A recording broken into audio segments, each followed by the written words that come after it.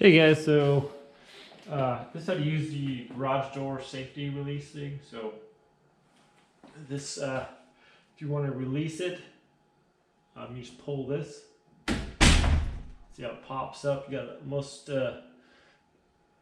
garage doors have a worm drive. Some have a belt, but I think it works the same way. In order to disengage it, you just pull this down. So that's the emergency release there. So if your power's out and you need to get out of your garage, you pull this down, and that allows the garage door to be lifted manually. Now to re-engage that, you have to kind of pull this cord at a straight angle and kind of give it a pretty good pull on there. So like that. So it should engage like that. And you can try to pull on your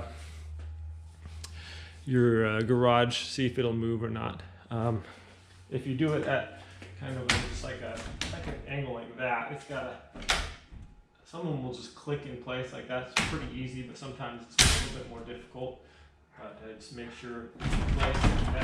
That's not going to move up and down like it is like that. So you know it's re-engaged when it's up like that.